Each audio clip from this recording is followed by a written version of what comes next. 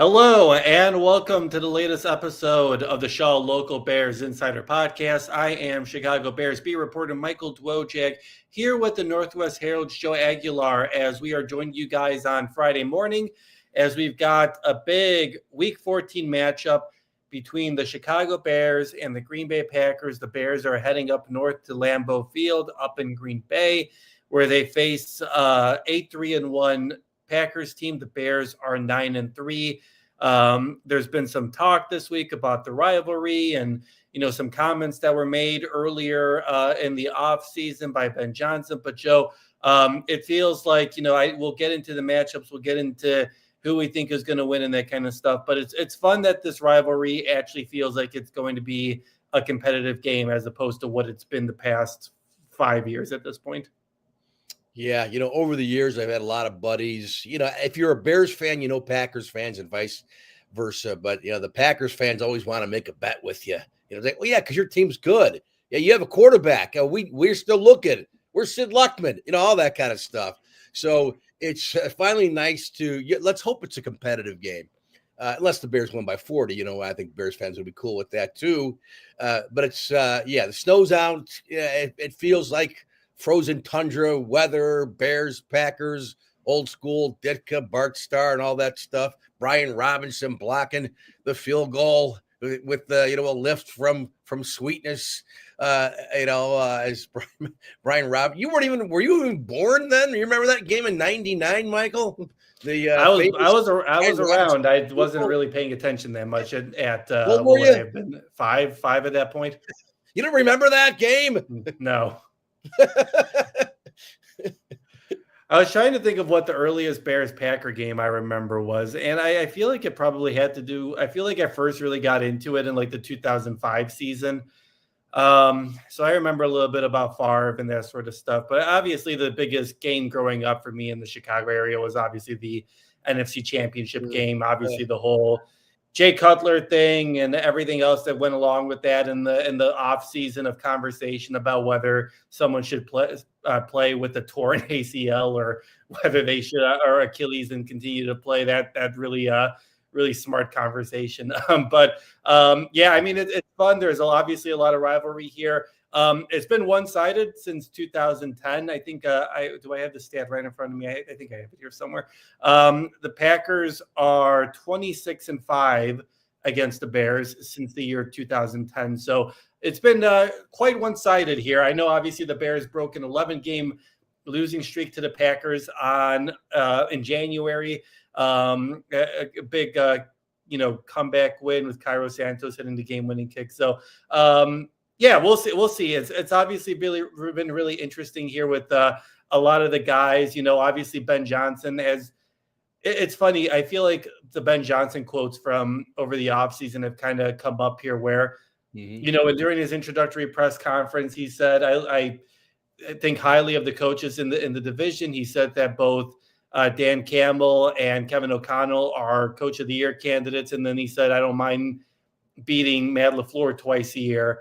And it seems like they're really resurfaced this week because, when we asked Ben earlier this week, I feel like every time we've talked to Ben about Green Bay, he said it's an important rivalry, but he wasn't really, buying or anything. Like he wasn't, going in and being like, we're going to kill them or anything like that. Like he was just like, they're a very good team. And so it's interesting to me, Joe, that it seems like a lot of Packers fans are bringing up these comments from January, where for me, I was just kind of like, isn't that kind of what you say when you're the new Bears head coach? Like that's what Lovey said, like when he got hired. Like you just have to, like, it's the Bears rival. Like obviously you're going to say we got to beat the Packers. I don't know. Maybe I'm just reading it a little bit into it too little, but I just felt like those were kind of throwaway comments in January that really seemed to have bothered Packers fans this week.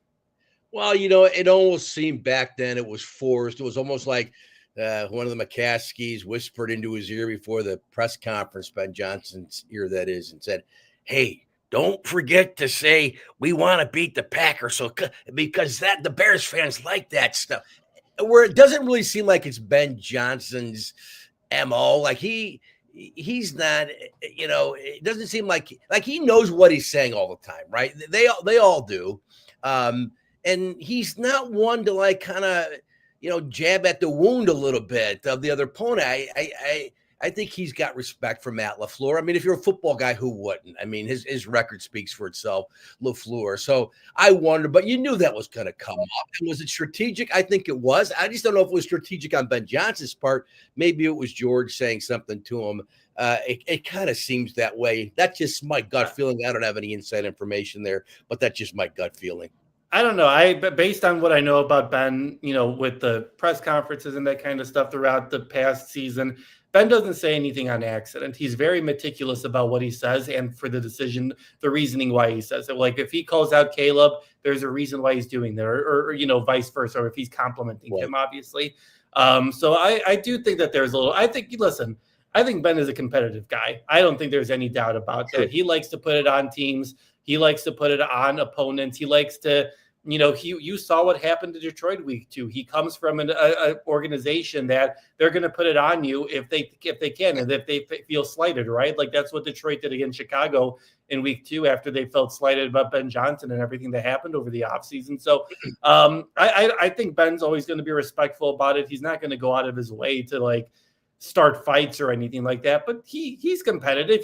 I'm sure he wants to beat the Packers. I'm sure he knows how important it is for the city, right? And I think he values that stuff. You saw that with the hot dog thing. Like any other coach, I feel like would have been like, I don't care. It's just some hot dog stand. Like I'm not going to do that. But he understands that kind of stuff is important for the city and important for Bears fans. And he goes into that. So yeah, at the time, I was like, oh, okay, that's kind of fun. That's just a shot you're just kind of taking because you obviously value the rivalry. So it was just interesting to me that I felt like Packers fans, and maybe I'm misunderstanding what their whole gripe is, but to me, it felt like they're all really upset. Like they were taking this big shot at Matt LaFleur, where it's just kind of I don't know, it's a rivalry. Like you're supposed to do something, right? Like these guys obviously respect each other. They play against each other. I think it's changed. It's very different from the Brian Urlacher days or even the Dick Butkus days of the rivalry where they want to kill each other, but it's still a rivalry. You want to win this and you don't want to be owned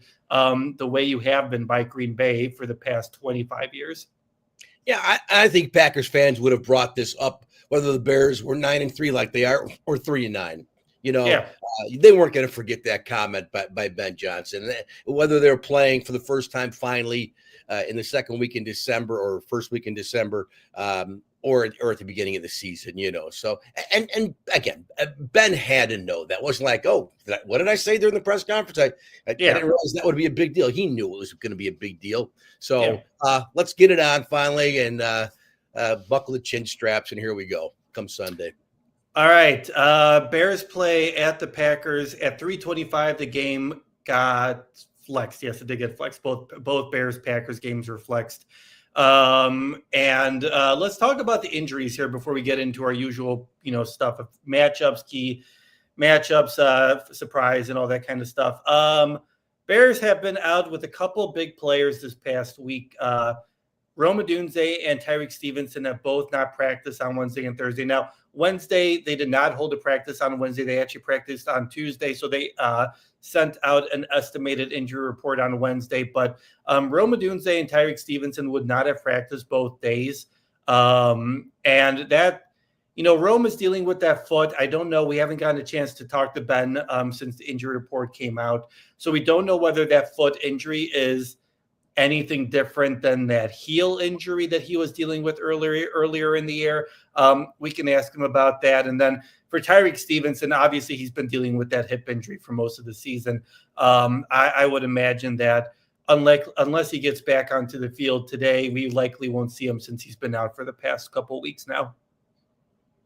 Yeah, and I think you feel better about it. Not that you want Tyreek Stevenson sideline. Again, you can never have enough DBs during the season, during the week, whatever. But, the return of Jalen Johnson, I guess all news was good news or no news was good news with Jalen regarding, not, the injury not resurfacing last week. So he played, he was quiet, but the defense,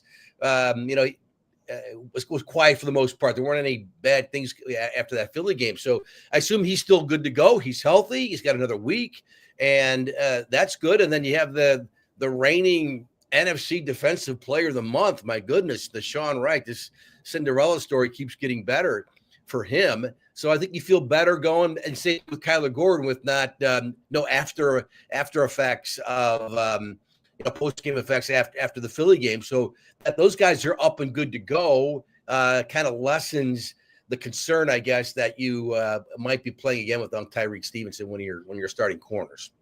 Yeah, obviously you would want Tyreek Stevenson out there. He's obviously a great player. I know obviously he's been injured and dealt with some things this year. I feel like he had a good strong start to the year, but then I feel like the injuries have kind of derailed things a little bit with just his performance. But you obviously want all those guys out there. Ruben Hippolyte didn't practice both days with the shoulder injury, so that doesn't seem encouraging for that front. Joe Thuney was out with the rest. He just rests on Thursday. That's totally fine. The big news is that TJ Edwards and Noah Sewell are both back at practice. Noah Sewell has been a full participant or estimated on both days. And TJ Edwards has been limited. Well, obviously, Ben said on Wednesday that TJ didn't have a setback or anything like that. It's just been that nagging hamstring injury like we've kind of talked about. So it'll be interesting to see how he's kind of ruled on for Friday and what the status is for Sunday's game. I would assume maybe you kind of get him limited and full, or even if you get him full, I would guess that Noah Sewell is probably going to be full. He won't have a designation, so he's likely to play on Sunday. And I would guesstimate at this point Friday morning that TJ Edwards is probably questionable to play. It'd be nice to have TJ back. That's the big one. Sewell, okay, that's good, right? You never have enough healthy bodies.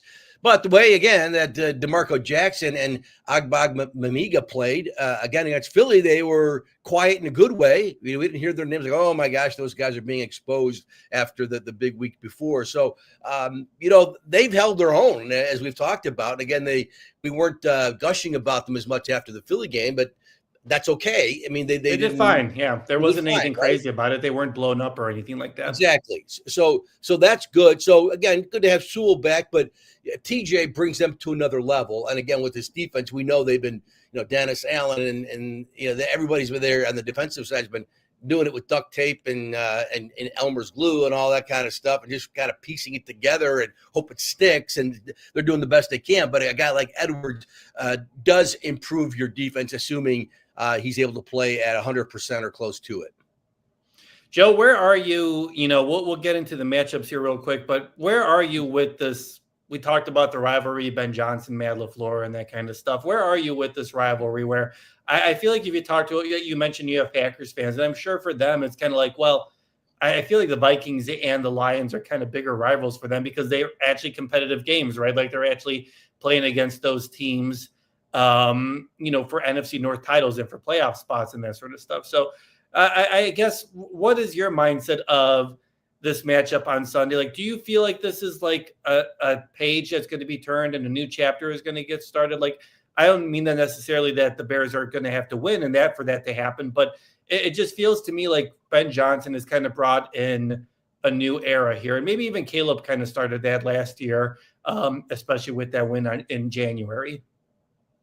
Well, I think it's a big deal. I mean, I still know for Bears fans, and I know, there's still the Neanderthal Bears fans who think, you know what, I don't care what our record is, as long as we beat the Packers twice a season, I'm happy. I've never been that way. It's like, win football game. Let's win a Super Bowl.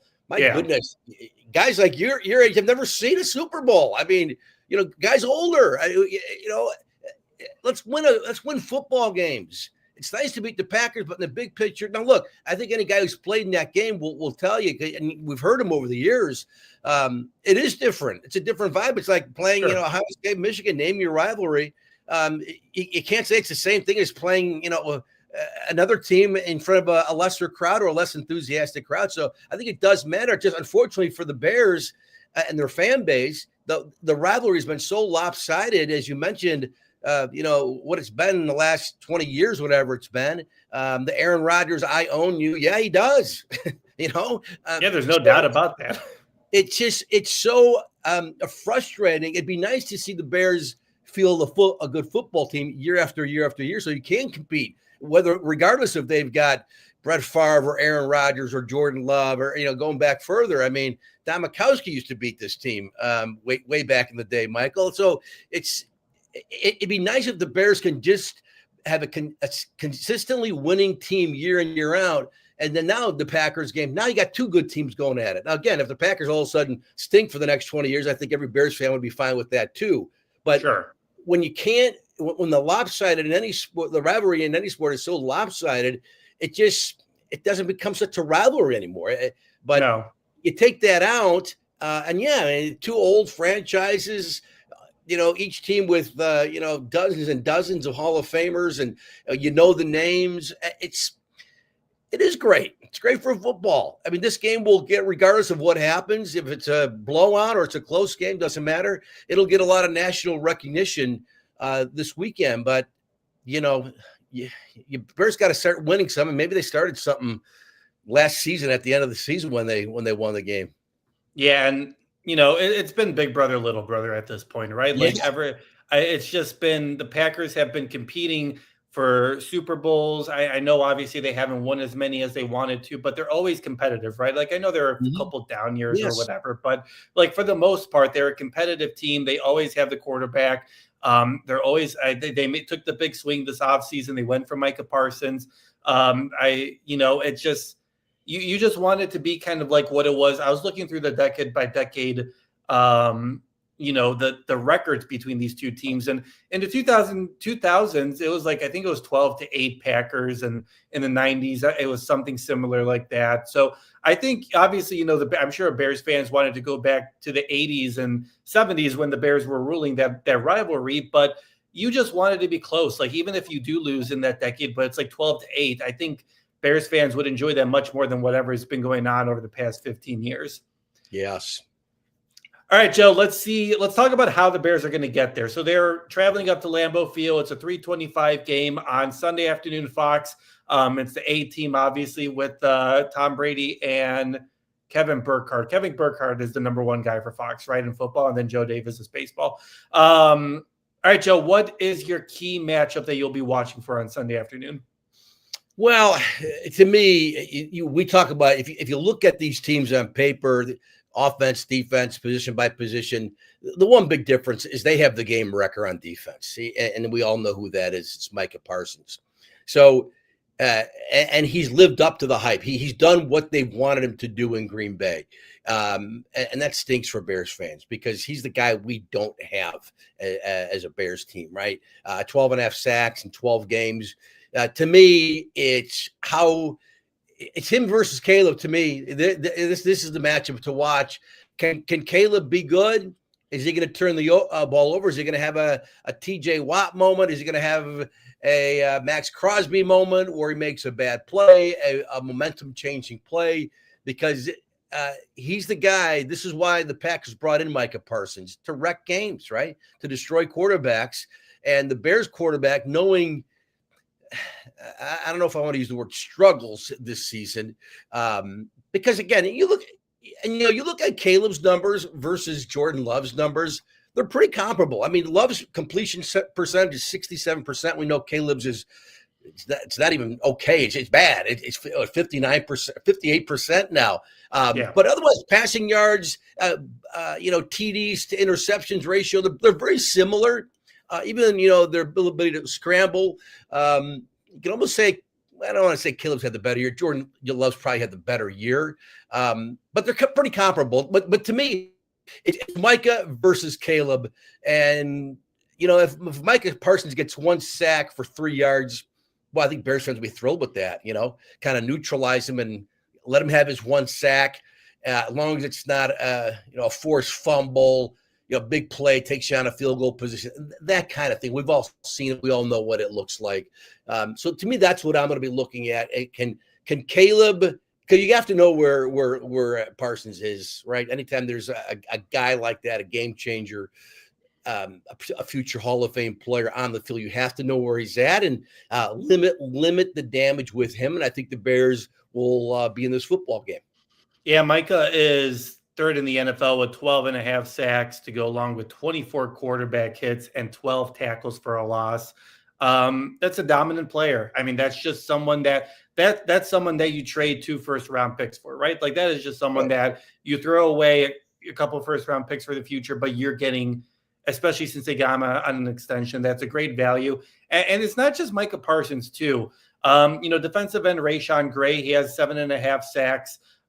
Defensive tackle Devontae Wyatt has 4 sacks as well. So it's not just Micah. Like Micah's performance has opened things up for a bunch of different guys too. So obviously this offensive line has done a pretty good job. Joe, I'm curious to know, obviously Ozzie got the start at left tackle against the Eagles, even though Theo Benedict was the starter or was healthy. And Ben talked about it this week about what he's looking for. But do they stick with Trapillo at this point? Is he your left tackle for the rest of the season, barring an injury, or do they continue to play this? Won't they put in Benedict this weekend? Yeah, I would stick with Trapillo. I think he's been good. And he should be your future, right? Let's not forget, again, second round pick. You could have had other guys, other different position players. So I would stick with him. And I can't believe, when they moved him to right tackle, when they said, we think he's better on the right side than he is on the left side. I can't believe that it was the long term, but then you'd always bring up the point, well, why isn't he practicing at left tackle in practice, to get reps? I don't know, but I don't think they certainly didn't draft a guy to have depth on the offensive line as a backup. I mean, if he's not going to supplant the guy on the right side, Darnell Wright, who's having a Pro Bowl caliber season and making the highlight video, the highlights every week, it seems like, with some kind of pancake block, then his future's on the left side. And so he's been sufficient.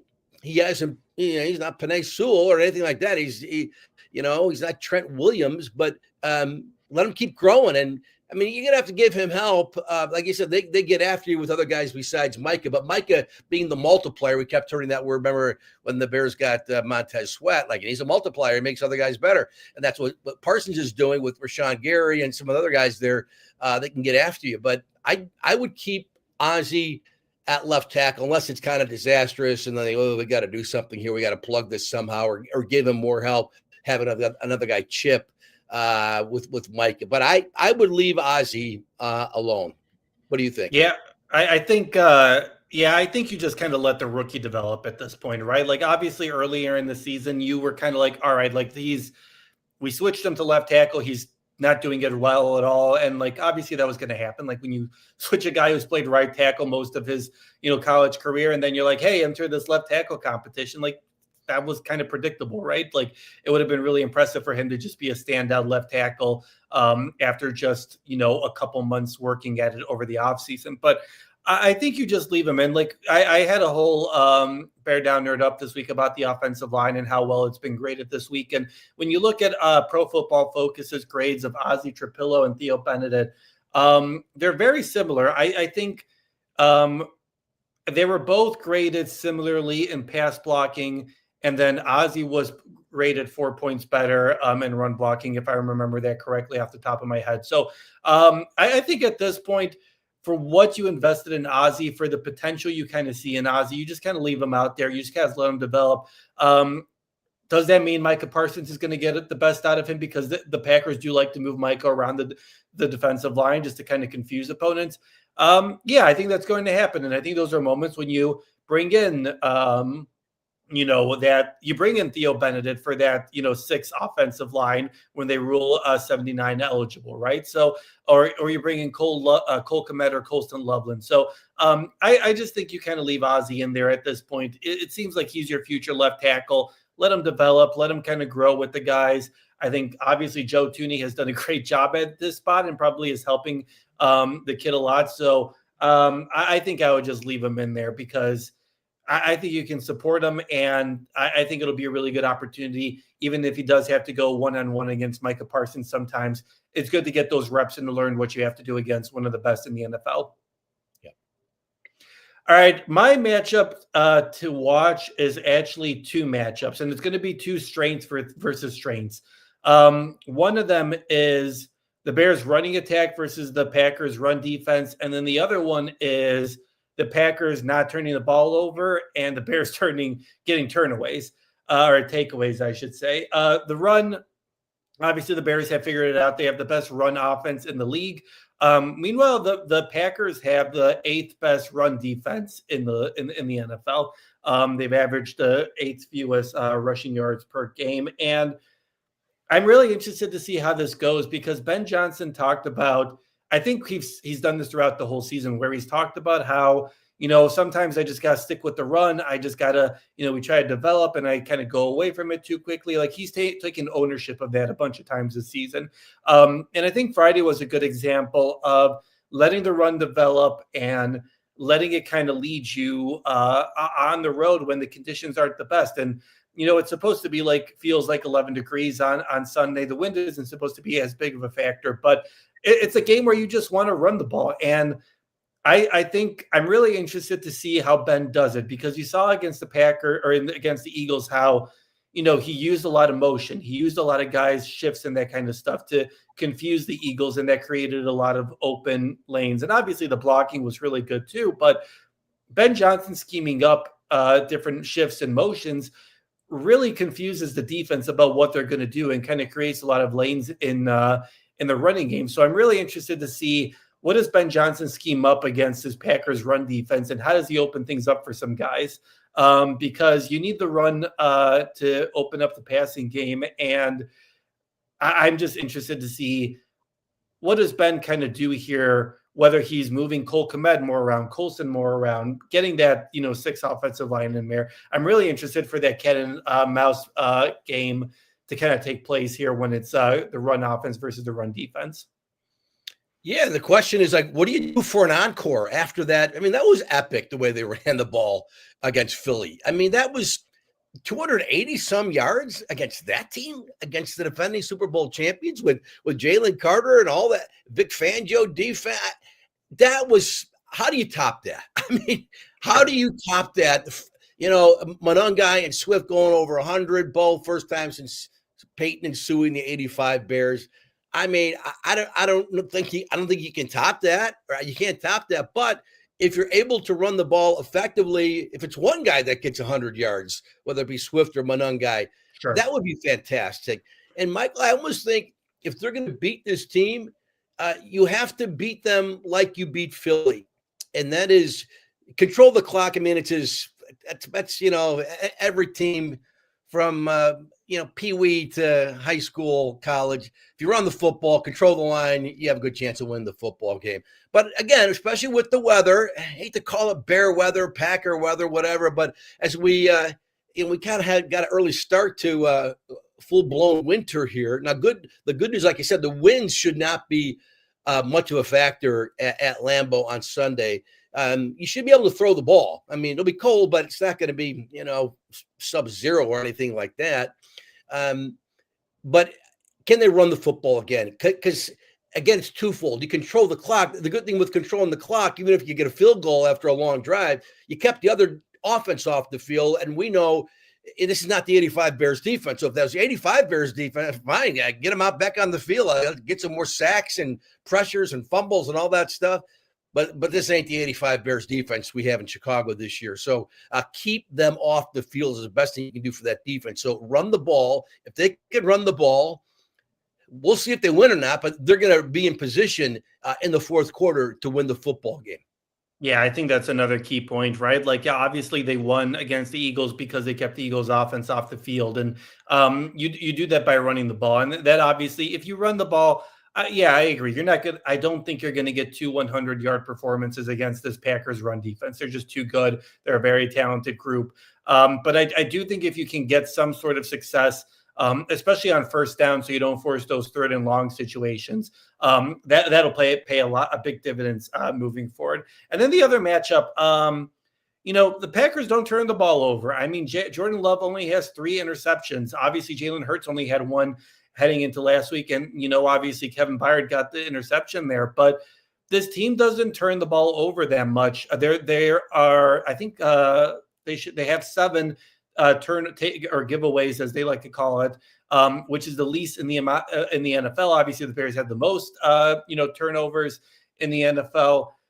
Something's got to break here because Joe, I think Jordan Love, is a really good quarterback. It's Toyota-thon, of course. So obviously Jordan Love takes his game to another level. But I do think that you're going to have to force a turnover here, because if you don't, I fear what this Packers passing game can do against a Bears passing defense that, listen, it allows yards. I think the biggest thing that it does is forces turnovers, right? But it will allow a lot of yards.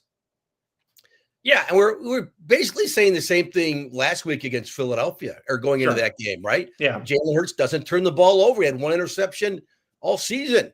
And then who commits the two big ones in the second half for them but Jalen Hurts? But you're right. I mean, if they got to get one. And, Jordan Love, for as good as he's been really since taking over for Aaron Rodgers, he does have those moments. He's been prone to those moments where he just makes a bad play in critical spots. Caleb, for all his, areas he needs to get better at, accuracy being number one, again, he's done a good job of not committing the big turnover at a big moment down the stretch in the fourth quarter when you're chasing. He had that one. They were going to lose the game anyway. I forgot. It was about 4, 5, 6 games ago now. We talked about it a lot. It's skipping my mind. That was the fourth quarter. But they were down anyway, and I don't think they were coming. Maybe it was the Baltimore. Probably the Baltimore. It was the Ravens, yeah. Remember where it was like the Bears were inside their own 10 or something, and he threw that one. And he had that one against the Eagles too, that fortunately the Bears were able to force the fumble on the tush push. So there have been a couple turnovers there. But even that one was in the third quarter, right? The one where he fumbled. So it wasn't like down the stretch. Here it is. So again, not that he's been perfect with that, but if you look at, I'd have to look at the track. I don't have the numbers in front of me, but I think Jordan Love has had more moments like that, despite how great he's really been in year 3 now since he took over for Aaron Rodgers. Right. His third full year. Yes. So there's that to keep in mind too. And it's just weird, Michael, with the way the Bears have been playing. It's almost like, dare I say it, you almost expect them to win every week now. They've won 5 in a row here. And coming off their last 11, yeah. Nuts. And they've won, coming off their best game of the season. All right, Joe, what is a surprise prediction you have for Sunday afternoon? This is always a tough one for me. But I'm going to say Jalen Johnson has a welcome back, I'm back moment. Whether it's an interception, forced fumble, or something. I think Jalen Johnson's ready. Again, he was quiet, and that's okay against Philly last week. I think he maybe had one tackle. They didn't throw to him a lot, but I think Jalen, assuming he came out of that Philly game unscathed, nothing new. Like, I feel good. He did. Didn't hear anything during the weeks, which no news is good news. I think because, like you said, they're going to need a big play. Someone's going to have to make a big play.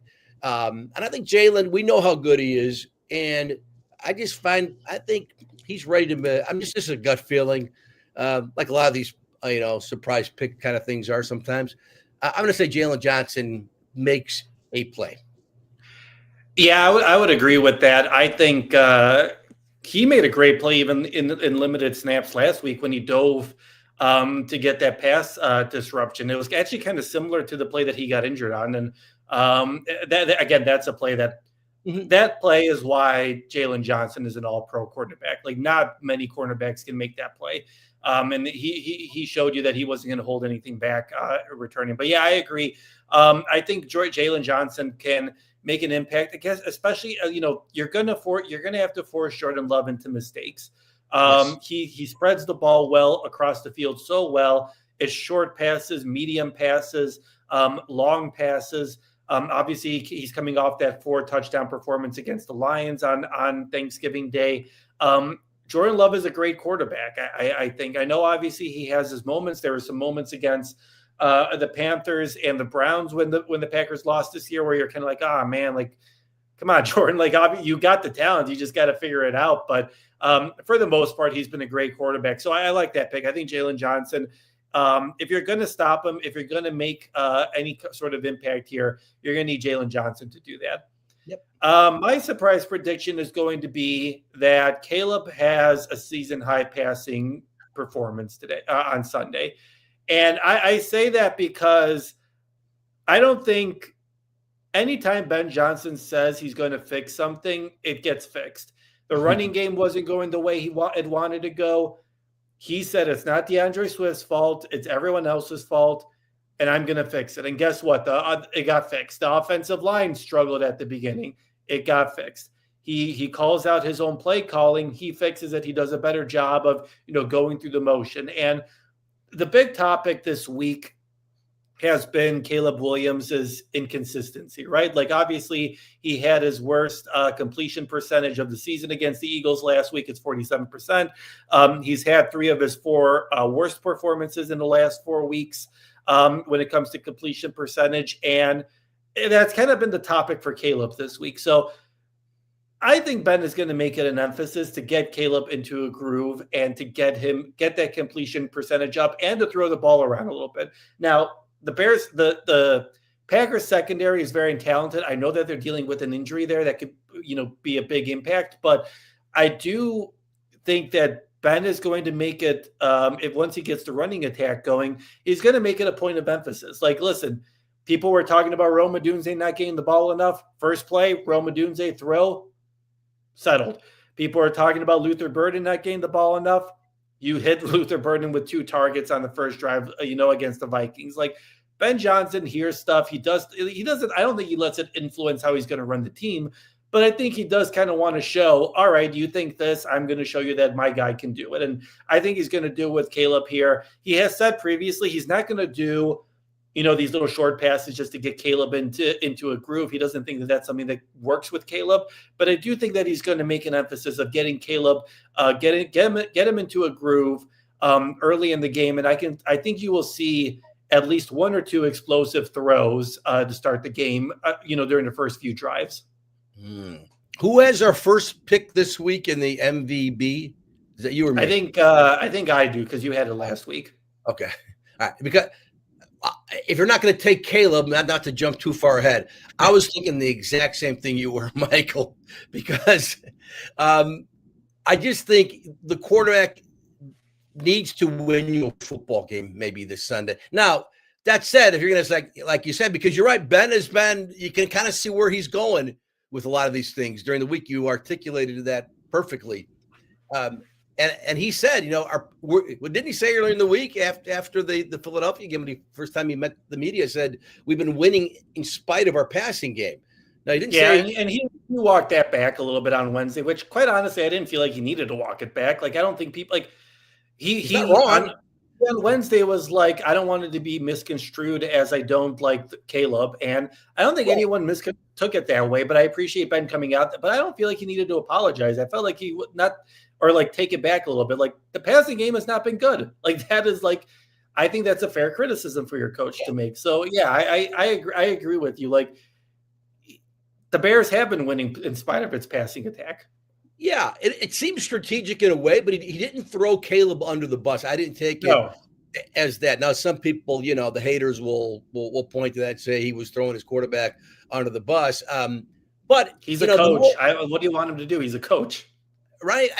And the more I hear other, really smart football people talk, especially in the past week, about the Bears passing woes, if you want to call them woes, it's maybe it's not all on Caleb. It's the receivers maybe doing a better job of running their routes, which, again, I'm not a receivers coach, but I'd have to sit and watch receiver tape with someone says, look, DJ could have done this, could have came out of his route a little tighter and so forth, or Rome or any of those guys. So maybe it's that too. And maybe again, it's just, developing more chemistry with guys, which sometimes it takes a while. So, but it's got to be better. There's too many missed throws, and Caleb certainly has missed the bunnies. He's missed too many layups on throws. So that's got to get better. Now, the one thing, and when you run the ball like the Bears have, not only against Philadelphia, but the way they've been running it the last 2 months, like, you don't have to get cute. You don't have to force things to make a point. I mean, you don't have to be throwing the ball 40 times just to say we can do it, and our quarterback can throw for close to 70% or 70%. Yeah. Why? You're running the ball. Everyone just now is calling you, if not the best offensive line in football, one of the best offensive lines in football. You got 2 running backs having really good years. One guy, everyone thought they should have replaced as the number one back, and another guy's a 7th-round pick. I mean, they're both having great seasons, really, really good seasons. Swift and Monangai, we know that. So at this point, look, I mean, this isn't a year ago or the year before, the year before. It's like, to me, it's like, let's just start playing guys who are going to matter next year. The veterans, too bad. We had a shot, but we're out of it. You're in a season. You're the freaking number one seed in the NFC, as preposterous as that sounds. But there's still people who are like, I think the Bears could lose out, or I don't think the Bears are going to make the playoffs still. And here they are at 9-3.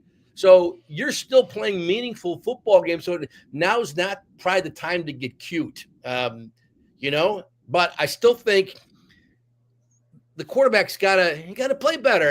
The NFL world knows that, and I think we know him. We know he's built for the big moments, right? That was DJ said that earlier in the year, and DJ's not wrong. That's Caleb. So I think he needs to be the guy on Sunday. Yeah, I would agree. And listen, like you said, it's not just on Caleb. Like some receivers, DJ talked about it yesterday, and he was just like, I slipped on the play, and I was just hoping it wasn't going to get picked. And, people were like, oh, like, is that a fluke? And then DJ was like, no, like, that's on me. It's my feet. So I messed up. So I do think it's not just on Caleb that the passing game isn't where it needs to be right now, but obviously the quarterback is going to take a bunch of the lumps. So it'll be interesting to see what Ben does. Robert chiming in from across the pond. Great to hear from you, Robert. Surprise prediction, Byard and Wright don't get picks this week. This week it's Jalen. He's I know that doesn't really go with the trend here, Robert, but I wouldn't be surprised. And Rick chiming in. Santos goes 2 in a row in Lambeau with the walk-off field goal, and he misses Joe, gets to roast him. And if he misses Joe, gets to roast him for 5 minutes.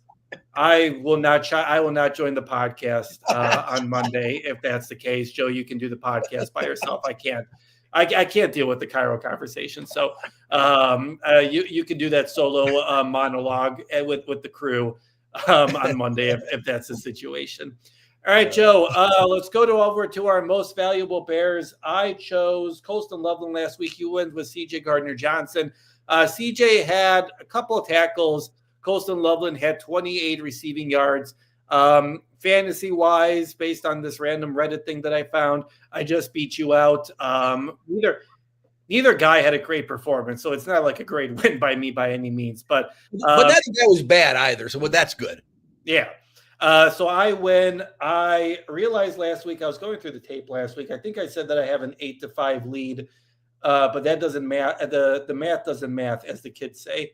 So I'll have to go back and do it. But I do have like a 3 or 4 point lead as we head into the final 5 games of the regular season here. But Joe, I have the first pick and the most valuable Bear. And the question is, do I want to use Caleb?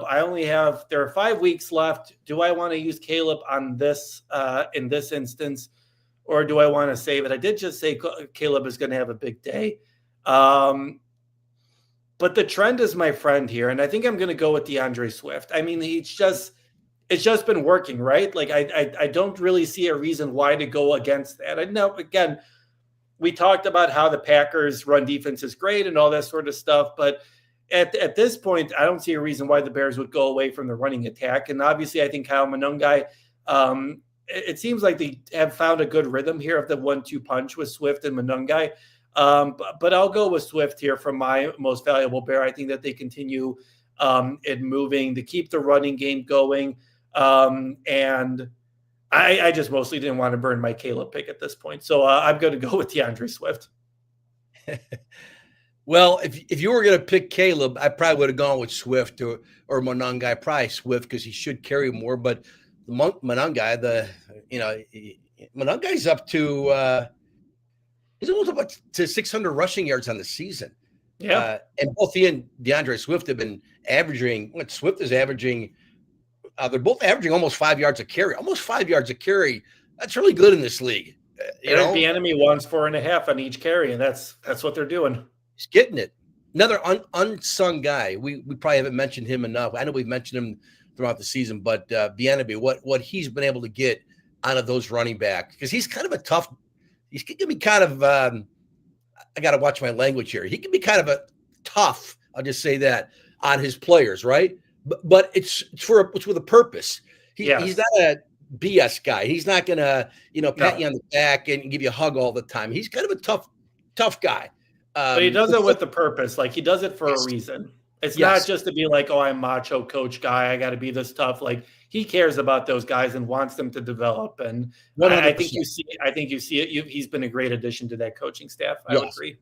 I hope they don't lose him after this. I know he was like a hot name in the coaching search cycle every offseason for a while there, and then he kind of fell off the map a little bit. But he's shown what a good coach he is. I think that you just have to look at the numbers there and what he's gotten out of these running backs. Even the other guys, when they've come in for a couple snaps here and there, they been productive. So it's all around. But anyway, good pick with Swift. But I'll go with Caleb. I'll just go with Caleb. You're using your last one? Pardon? Is that your last pick? That's your last one? It is. I think I was right the first time and wrong the second time on him. Yeah. It's so hard it shouldn't be that hard because, the guys who've been getting the interceptions and why the Bears are atop the NFL with takeaways, it's really because three guys. It's Deshaun Wright, Kevin Byard, and Tremaine Edmonds, who's been. You could choose one of those guys, and they'll be guaranteed you'll probably a win at that point. Right. You know what? That said, boy, oh boy, I think Jalen's going to make a play. I'm going to go with Deshaun Wright. I think he's going to show that his NFC Defensive Player of the Month. That still blows me away that we're talking about Deshaun Wright winning that award, which he deserved. I think he keeps playing, and I tell you what, 2 weeks ago, I joked about it that he's been good, but he's not been Pro Bowl good. Well, then he had a Pro Bowl good game against Philly, and look out, he might be a sleeper here when the Pro Bowl selections come out later, announced later this month, I guess. It's already December, for crying out loud. I think Deshaun just finds a way to make a play. And even, there have been plays where he's been burned. Now, we've talked about, especially the first half, even when he was getting the turnovers, the interception, he wasn't great. He wasn't, he was still getting burned, but all corners will. I mean, that's unfortunately part of their job too. Other guys, there are so many dang good receivers in this league and good quarterbacks. But I'm going to go with Deshaun because I just love his story. Michael, I can't think of a comp. I'm sure there are, maybe not in other NFL cities outside of Chicago, where you've had a player just kind of basically a guy who had did nothing for his first 3-4 years in the league, and then bang, emerges like this. And it was a slow turn, but he just keeps improving somehow. I don't have a comp. I'm waiting for all the guys who cover the league. There was this guy who did this, came out of nowhere after 3 years doing nothing and spending a year on a practice squad the year before. But his story has been just remarkable. So I'm becoming. If you're a Bears fan, how you are not becoming a fan of this guy? So I'll go into Deshaun Wright. I'll save my Caleb card. Thanks for telling me I only had one left. Yeah, it's been a fun story for him. Just the opportunity that he got, obviously with Jalen being injured, and he took it, right. Like, he was just some guy off the Vikings in April, and the Bears signed him. And I don't think anyone I don't even think I wrote a story about it. I think I was just like, all right, just picked up some guy, whatever, like former 3rd round pick. It didn't work with the Cowboys, but Shawnee's story has been great. It's been such an inspiration, and it's been great to just kind of see. Again, it's a credit to not only it's up to the player, right? That it's up to the player to put in the work and to take that big step. But again, it's a credit to Dennis Allen and Al Harris for what they've been able to do with that secondary without it starting secondary for much of the season. Like Al Harris, I saw Robert chiming in, oh man, I've been worried about losing coaches now for a couple games. I would not be surprised if someone hires Al Harris as a defensive coordinator after the season. Yeah. He's been a talented guy already. I think he was a really good cornerbacks coach in Dallas before this. Listen, does he get the job? I think the Bears should retain most of their coaches this year, just because it's been 1 year. You probably more proof and that kind of stuff. And other guys like Bieniemy and Allen, I think that they've reached. They've done it before, right? I think they've kind of been in those moments, and they've kind of had their their pinnacles. But for a guy like Al Harris, yeah, that's someone who is definitely a defensive coordinator and maybe even a head coach one day. He's just a great guy to talk to, and he's really inspirational. But I like that pick. And talking about Shawnee, Robert also says that one Philly tutty reminded him of the Bengals one. I mean, recently the touchdowns that he's given have been to A.J. Brown and Chase whatever from the Bengals. It wasn't T. Higgins. Yeah, like those aren't bad wide receivers by any means. So, like, those are talented guys. So he was just off on those two touchdowns. The T. Higgins play was just T. Higgins making a great play. Remember that great dexterity he showed him, balance and concentration. And then, I mean, A.J. Brown, I'd take that guy on my team any time, any day of the week. Just a great player. And his time was just a tad off. I'm like a half second or he's there.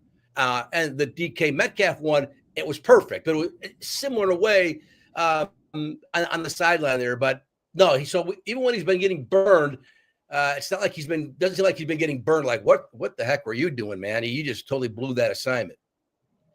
Robert asking before we get into our predictions, do you think DA will be coveted? I think DA, he's done it twice. He's been a head coach twice. I think he's kind of, I would assume around the NFL, I'm not connected as much or anything like that, like other people, but I would assume that it's going to be a defensive coordinator for him and he's had 2 head coaching opportunities. They've both been fine. Obviously it didn't work out with the Raiders and obviously it didn't work out with the Saints here. It seems like I would assume that Dennis Allen will, at least for the next couple of years, unless the Bears completely turn around and win a Super Bowl or regular contenders, I would assume that Dennis Allen will be a DC here for a bit. I think so. And really, if you look at the Bears numbers where they rank defensively, shield your eyes if you're a Bears fan. It's not good. I mean, we've said it all year. You can run on them, you can throw on them. Then they get the turnovers, and that seems to be the great equalizer. It's like hitting a 30-foot putt every time. You hit a 30-footer, and that makes your stats look good. You're somehow, having a decent round. So, yeah, I don't know if he's going to be a head coach candidate in the offseason. I wouldn't think so. But he's a right fit here now, and it'd be nice to see what he can do with some little better talent or healthy talent, if that may be if that's the case next season. All right, Joe, Bears and Packers, 3:25 Sunday afternoon at Lambeau Field on Fox. What is your prediction? It's weird, because you can't call this a trap game when you're playing your rival that's been kicking your butt for the last 2 decades. A game, whether the Bears were bad, the Packers were bad, both good, one's bad. But it kind of feels like a trap game where the Bears have finally gotten all the national attention and all the love in the last 7 days, whatever it's been here. Or, today's Friday. So it was just a week ago, right, that they played. But they finally getting all the love, the O-line, Ben Johnson, everything. The shirt coming off is, it's still being played on social media and national outlets this week. But it's just so weird. It's just almost like you expect, dare I say it, you expect the Bears to win every week now. And this certainly will be a tough one, even though a bad Bears team beat the Packers last season at Lambeau to finish the regular season. I think the Bears win. I don't know how, but, Philly scared me. Most teams' passing games or running backs scare me as a Bears. Like, I don't know how they're going to stop this guy. Bears can't stop anybody. And then Byard gets a pick. Deshaun gets a pick. If something happens, something positive happens defensively, they come up with a big stop when they need it, when they haven't been able to get one all game. I'm going to take the Bears here, Michael, even though, look, this is ingrained in me now. We can't beat the Packers. We got more heartbreak coming up. But I'll go with the Bears because that just doesn't seem like they can lose at this point, oddly enough. Score, it's got to be in the 20s, right? I'm going to say Bears 2017. Last week when I was looking at the stats getting ready for the Eagles game, the more I looked at the stats, the more I was like, oh, this feels like more of a gettable game. And obviously I chose the Eagles to win last week, and the Bears ended up winning that game. But this week, the more I look at the stats, the more I'm kind of like, I don't know. Like, the Packers are good. They stumbled. Obviously, they had a couple bad losses.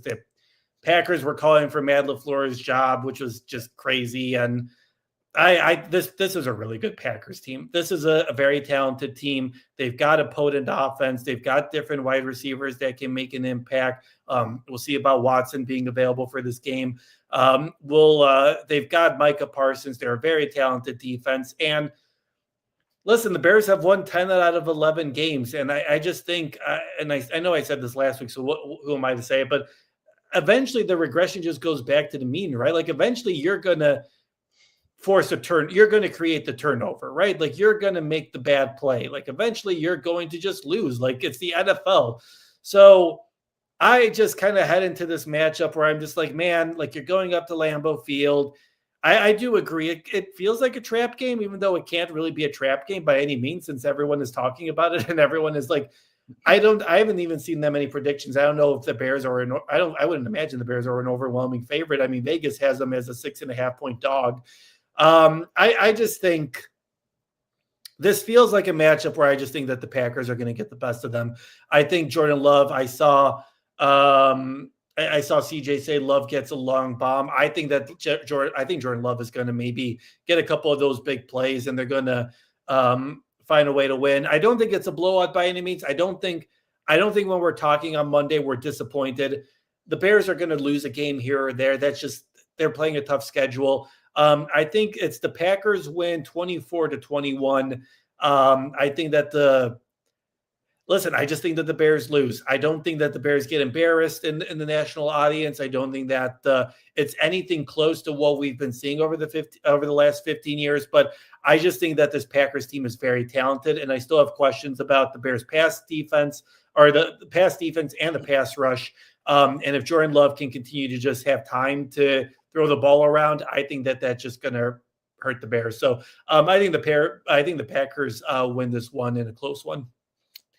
Yeah, that's what concerns me from a Bears perspective, is like, if you're going to beat this team, we've been saying it for 12 weeks, whatever. How does the pass rush finally get better and make an impact? Because you need to, and then you hope, and then Montez has Sweat as a sack, or maybe two, like he did a couple weeks ago, 2.5, and that's it. You're just not getting to the quarterback enough, and he will pick you apart. Jordan Love, you almost have to bank on him making a bonehead play. Right. And again, he's done it, but they are good. And again, they have the difference maker on defense, and the Bears, with all due respect to Deshaun and Byard, they have the dude who gets the quarterback and eats him alive. That's Micah Parsons. And that's why at the beginning of the season, when you and I talked about, and we had the conversation, would you want Micah Parsons? You think the Bears should go after Micah Parsons or Clay Hendricks and say, at what price? What do you got to pay the guy? But what scares me is, what if a guy like Micah or Trey Hendrickson goes to the Lions or the Packers, and you got to see him twice a year, and eat up on your quarterback, who you hope is the franchise QB you've been looking for forever. So that's what scares me there, because Micah doesn't have to get 4 sacks in a game to be impactful. You mentioned the sacks plus the hits that he accumulates. He does that. That's why the guy's probably going to be wearing a gold jacket one day.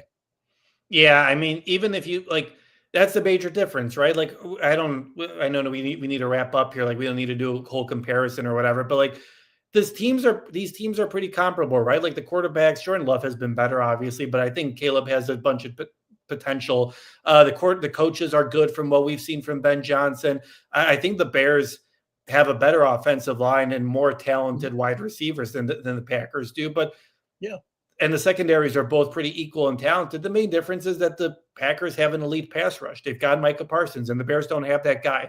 All due respect to Montez Sweat, but the Bears, the Packers' second highest sacks guy, 7.5. That's what Montez Sweat has. Like, you need a Micah Parsons to be an elite team, and the Bears just don't have that right now. So I think that's kind of what's stopping the Bears from hitting that Packer level, right? And obviously that doesn't mean that they can lose. I'm not expecting a blowout. I wouldn't be surprised if the Bears win on Sunday. I just feel like that seems to be the major difference at this point. And I think that kind of hurts them on Sunday. Yeah, I agree. All right, Rick chiming in. He's got the Bears winning 24-21. CJ chiming in. He's got the Packers winning 28-24. Everyone's got a close game. I don't think this is going to be a blowout by any means, but I do think that it should be a fun game. And I think we'll have a lot to talk about on Monday, and we'll have a lot to digest as we look forward to the final 4 games of the regular season. But that's everything that we've got for this day's episode of the live stream. Thank you to everyone who joined us on the live stream. Appreciate all the comments. Make sure you give us a like, hit that like button over there, and subscribe. If you're joining us on Facebook, thank you so much for joining us as well. I see we got a bunch of people liking us on Facebook, so make sure you also like us there and subscribe. If you're listening on the podcast, same thing. We're everywhere you're available on podcasts. Make sure you give us a subscription there. If you want to be part of the live stream conversation, make sure you join us on Friday and Monday mornings. That's when we usually talk about things. And make sure you check out our social medias. I'm at Dwojak94. Joe's at Joe Aguilar 64. We will talk to you folks on Monday. We'll see what time. I'll be traveling back from Green Bay Monday morning, and we'll see what the Bears schedule looks like on Monday. But make sure you check out our social medias, and we'll post then when we'll be doing a live stream. But until then, make sure you're following me this weekend. I'll be in Green Bay. Joe will be doing high school stuff as well over the weekend, so make sure you're following him. Enjoy the weekend. Stay warm. Hopefully everyone can enjoy the game on Sunday afternoon, and we will talk to you folks on Monday.